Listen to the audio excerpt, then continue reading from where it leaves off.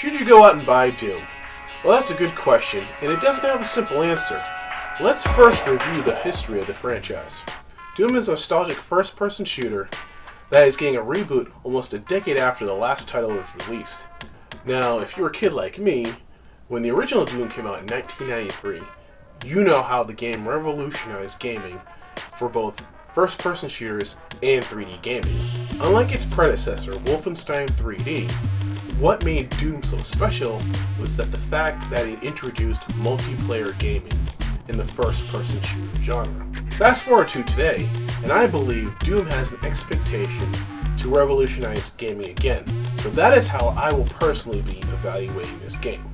I use MSI Afterburner to record my gameplay footage, and one of the first things that I noticed is that in the upper left-hand corner where I keep the information for the game located in the corner, it shows that the renderer is OpenGL. Now, most games use the DirectX API, which is pretty common for most games, but OpenGL is more open source.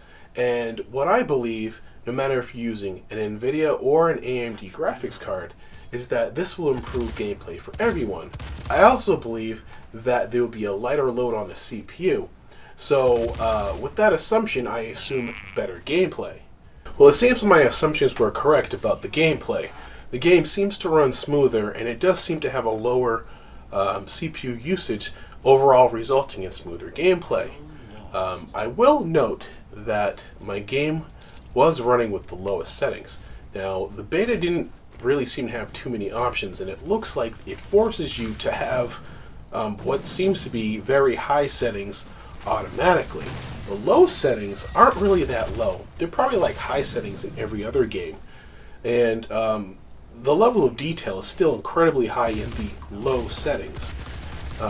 Things like water on the screen, if you will, and steam effects and blurring effects, those are all still there when I set the game to low. And the other thing that I noticed too is that the movement speed is kind of fast. It's almost sports-like, and I really like that in the game. I think it looked very cool. Another thing I want to note about the beta in terms of sound is that it didn't seem to have high-quality sound. Now, I use a 5.1 surround sound stereo headset, and in a true stereo surround sound headset, you have 4 speakers on both sides. You have on one earpiece on the left side, you have your left front, your left rear, a center, and a subwoofer, and on the right side you have a right front, a right rear, center, and a subwoofer, which gives you 6 channels of sound.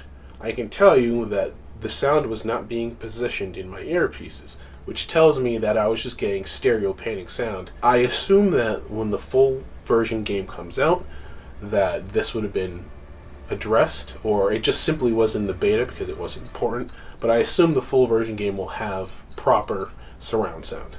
I hope. Control-wise, this is a typical FPS. Use your WASD keys, you got your spacebar to jump, you got your left mouse button to shoot, and then there's probably other controls, but that's all you really need to know. There is a double jump feature in the game, which isn't anything special in my opinion. It just allows you to get harder to reach power-ups. Let's talk about the gameplay. Now in the beta they only give you 2 modes, which is a team deathmatch, which I think we all know, and the other one is like a domination in Unreal Tournament, which is where you capture an area with your team and then you defend it and earn points to eventually win the match. Well, aside from that, there is no single player mode at all that we get to experience, which I wish we had even a little snippet of it, because that would have been pretty nice. Now I'll get back to that later. But we can take those 2 multiplayer modes and we can make an assessment how the multiplayer might be like. Now keep in mind the full game actually has more multiplayer modes.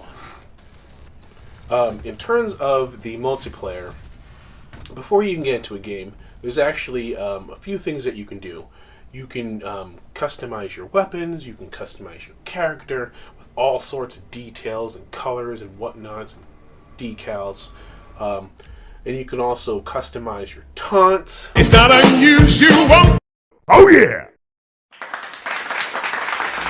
You can also also even customize your weapon layouts, and then you have like these module things which are like perks, and I think they add those layouts in the taunts and the module perk things, so it's more appealing to like those Call of Duty noobs. You guys need those kind of things because you're really not good at first-person shooters.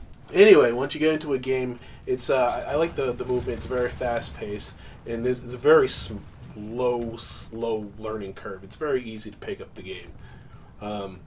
Gameplay-wise, though, it reminds me a lot of Unreal Tournament, which I do like a lot. I used to play it a lot as a teen, but aside from that, it's a very casual game, at least in my opinion.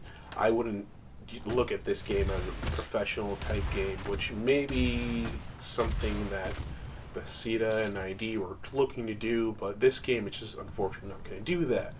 It's definitely appealing to a younger crowd and audience, and good for those people. I will stick to my Counter-Strike Global Offensive because I like team-based games. I like games that actually force you to have some sort of skill and force you to work as a team, like really as a team. Now, going back to the single player, I wish there was a little bit of single player to experience. If they did include it, I feel it probably would have been like Doom 3 single player, which I personally didn't get to play, but I have seen videos where it's kind of dark and scary, and you can, really kind of get immersed into the game. And I think if the full version of this Doom has that kind of experience, I think it may be, worth looking into. But here's the big question. Is this game worth $60? Should you buy Doom? Well, I wouldn't for $60, and I wouldn't buy it at a moderate sale either. Like, let's say if it was $40 or $30. It's just not my kind of game. I feel like this game is just another game in the bucket. It didn't do anything to revolutionize gaming. It didn't even do anything to revolutionize the genre. I mean, unless you look at it graphically, then it's totally amazing. I mean, you have basically this very polished looking game that runs very quick, which possibly can run very quick in many older systems. So it could be appealing in that respect, but in terms of like challenge and gameplay wise for like professionals, it's not for you. But anyway, I don't plan to make many more of these reviews. I just happened to make a review of this because I had access to the footage. But I do have other content, so I recommend that you subscribe.